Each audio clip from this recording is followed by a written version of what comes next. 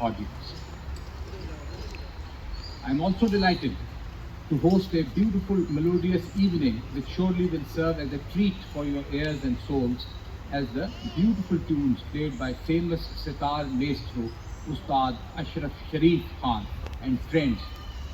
Ustad Ashraf Sharif Khan belongs to a famous music family in Pakistan, the Poonchwala Gharana. They are households which promote music in Pakistan. This is one of those famous gharanas.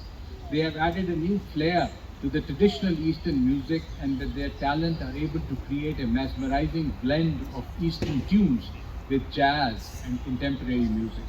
The group has performed internationally alongside many famous artists. I hope both of these great artists will make you admire the genre they represent. I wish you an enjoyable experience and a very good memory to cherish. And I thank you all again for taking out the time to be here. Welcome again. Bringing the important departments of physics and chemistry and mathematics, and their children at those departments.